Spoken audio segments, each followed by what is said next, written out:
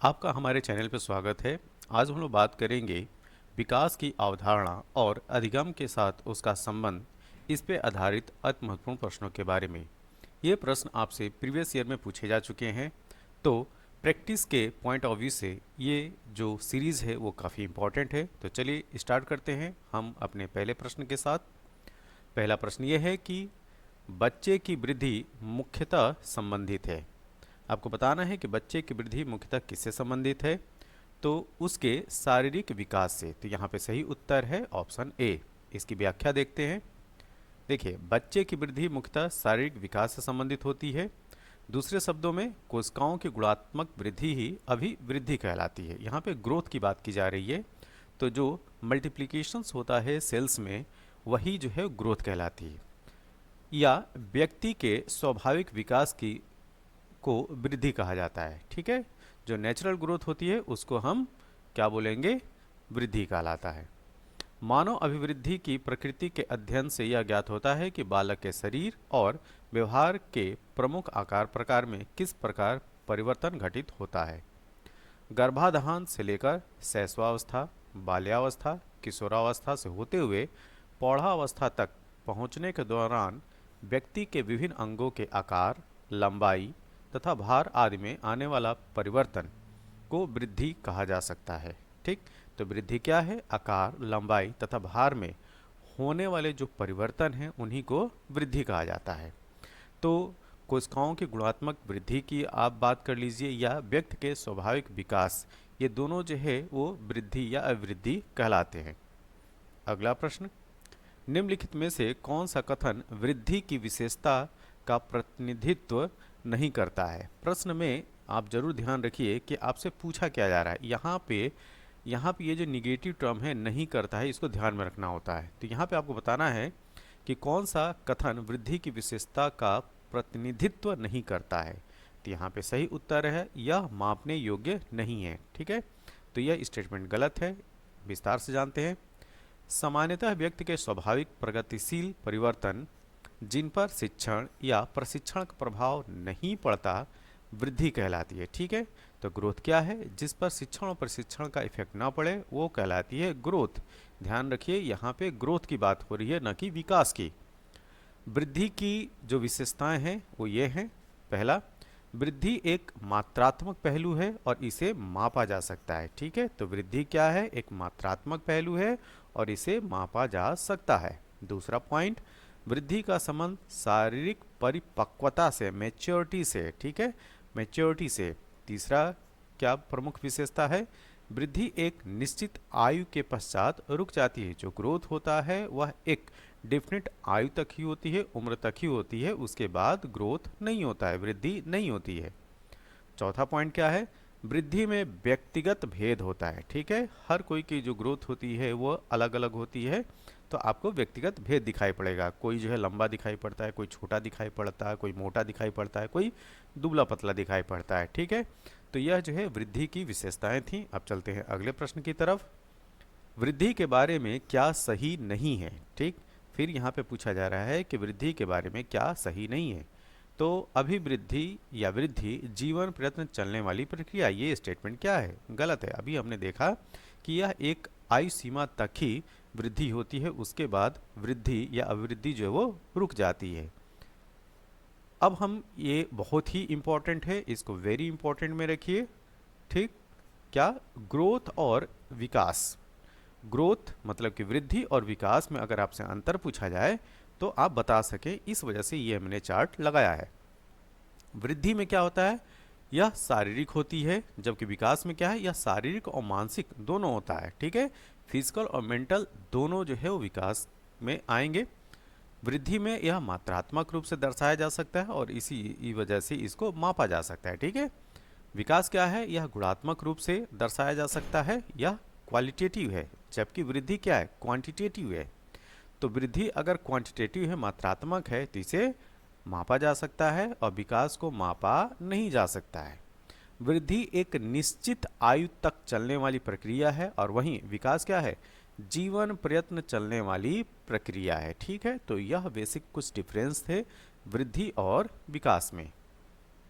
अगला प्रश्न, निम्न में से कौन सा कथन सत्य नहीं है? फिर से आपसे पूछा जा रहा है कि कौन सा स्टेटमेंट जो है वो सत्य नहीं है।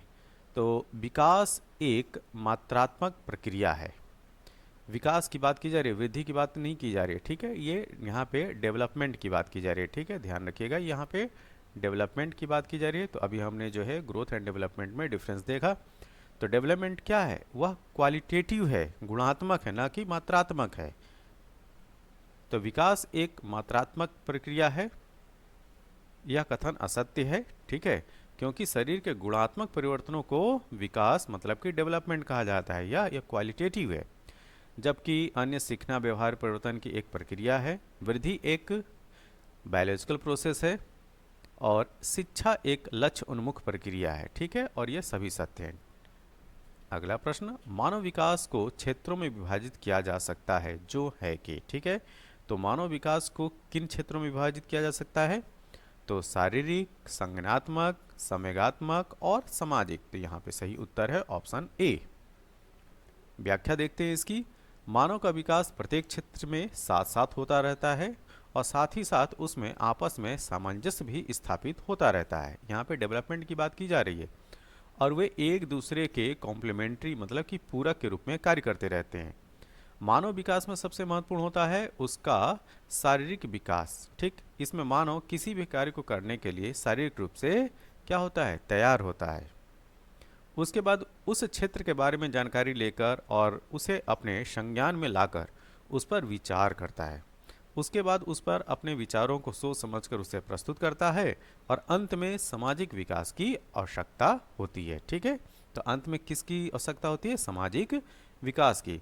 तो जो हमने प्रश्न देखा उसमें क्या, मानव विकास में शारीरिक भी विकास भी चाहिए, संज्ञानात्मक भी चाहिए, संवेगानात्मक भी चाहिए, और सामाजिक भी चाहिए, ठीक। तो ये कलेक्टिवली जो है वो ह्यूमन डेवलपमेंट के अंतर्गत आता है।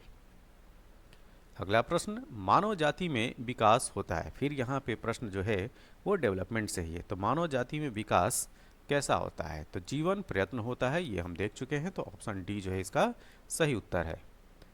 इसकी व्याख्या देखते हैं। विकास एक जीवन प्रयत्न चलने वाली प्रक्रिया है। ध्यान दीजिए, यहाँ पे विकास मतलब डेवलपमेंट की बात की जा रही है, ठीक। अगर यहीं पे ग्रोथ होता तो ग्रोथ जो है वो जीवन प्रयत्न नहीं चलने वाली प्रक्रिया है, वह एक उम्र सीमा तक ही चलती है, ठीक। तो विकास एक जीवन प्रयत्न चलने वाली प्रक्रिया है जो मानव के भ्रूणावस्था से प्रारंभ होकर मृत्यु तक चलती रहती है, ठीक है। तो जन्म से लेकर मरण तक जो चलने वाली प्रक्रिया है वह है डेवलपमेंट। इस विकास की अवस्था में निम्न स्तर पर होता है भ्रूणावस्था, फिर शैशवावस्था, उसके बाद बाल्यावस्था आता है, बाल्यावस्था के बाद किशोरावस्था, और किशोरावस्था के बाद प्रौढ़ावस्था, और अंत में वृद्धावस्था, और इसके बाद मृत्यु हो जानी है। अगला प्रश्न, निम्नलिखित में से कौन विकास के व्यापक आयामों की सही पहचान करता है? ठीक है, आपको बताना है कि विकास के आयामों की सही पहचान निम्न में से कौन सा करता है। तो ये है शारीरिक, संज्ञानात्मक, सामाजिक और संवेगात्मक। इस प्रश्न को हम लोग पिछले वाली स्लाइड में देख भी चुके हैं। तो विकास के जो डायमेंशन हैं, या ये कहा जाए कि विकास के जो विभिन्न अंग हैं वो क्या है? शारीरिक, संज्ञानात्मक, सामाजिक और संवेदनात्मक, ठीक है। तो ये कलेक्टिवली मिल के जो है वो विकास को निरूपित करते हैं। तो विकास के विभिन्न अवस्थाओं में बालक बालिकाओं के व्यवहार में विभिन्न प्रकार के अनेकानेक परिवर्तन होते हैं। बालक बालिकाओं के व्यवहार में होने वाले परिवर्तनों के आधार पर विकास को अग्रांकित आयामों में विभक्त किया जा सकता है। कैसे? शारीरिक विकास, सामाजिक विकास, नैतिक विकास, मानसिक विकास और संवेगात्मक विकास। ये 5 अवस्थाएं हैं या आयाम है, अवस्थाएं नहीं आयाम कहिए, ठीक है। ये डायमेंशंस हैं किसके? डेवलपमेंट के। तो इनको जरूर याद रखिए। इनमें से 1, 2, 3 को जोड़ के जो है आपको MCQ क्वेश्चंस बन सकते हैं, ठीक। अगला प्रश्न, निम्नलिखित में से कौन सा कथन सही नहीं है? ठीक है, विकास और वृद्धि एक दूसरे के पर्यायवाची हैं, ये स्टेटमेंट गलत है। विकास अलग चीज़ है और वृद्धि अलग चीज़ है, ठीक। इस चीज़ को हम लोग ने देख लिया है। बाकी की ये जो 3 स्टेटमेंट सही हैं, विकास एक सतत प्रक्रिया है, सही है।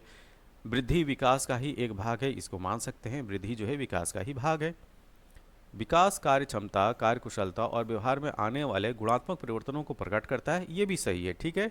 तो प्रश्न के अनुसार हमारा सही उत्तर क्या होगा? Option A. विकास एवं वृद्धि एक दूसरे के पर्यायवाची है, नहीं है, ये बात सही है। क्योंकि विकास सतत चलने वाली प्रक्रिया है जो कि व्यक्ति के व्यवहार एवं कार्य के गुणात्मक वृद्धि से संबंधित होती है, जबकि वृद्धि निश्चित समय तक चलने वाली प्रक्रिया है जो शारीरिक एवं मात्रात्मक परिवर्तन है। ठीक है। अगला प्रश्न, विकास एक अधिनियम है कि विकास प्रतिमान के विभिन्न काल में खुशी भिन्न भिन्न होती है। ये भी बात सही है। तो इस अधिनियम के अनुसार आपको बताना है कि कौन सा स्टेटमेंट जो है वो सही है। तो इस अधिनियम के अनुसार आपको सही स्टेटमेंट की पहचान करनी है। तो यहाँ पे जो सही स्टेटमेंट है वो है ऑप्शन डी, जीवन का प्रथम वर्ष सबसे अधिक खुशी का होता है एवं वयः संधि काल सबसे अधिक दुखी काल होता है। ऑप्शन डी इसका जो है वो सही उत्तर है। देखिए, मानव जीवन का सबसे आरामदायक तथा खुशी का जो काल होता है जन्म के प्रथम वर्ष को माना जाता है, क्योंकि इस अवस्था में बालक दुख की भावना से अनभिज्ञ होता है। दुख सुख क्या होता है उसको सुख तो समझता है, ठीक है, लेकिन दुख इस तरह से इमोशन चीज़ जो है वो डेवलप नहीं रहती है। तो इस वजह से वो जो है वो काफ़ी खुशी खुशनुमा काल कहा जाए तो जीवन का जो प्रथम वर्ष होता है, जन्म का प्रथम वर्ष, वही माना जाता है।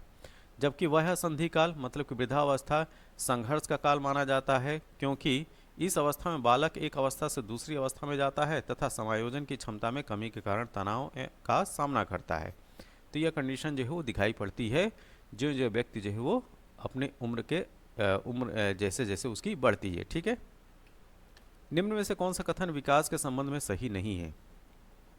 आपको बताना है कौन सा स्टेटमेंट जो है विकास के संबंध में सही नहीं है। तो विकास के विभिन्न क्षेत्रों में संभाव्य खतरे नहीं होते हैं, ये स्टेटमेंट क्या है?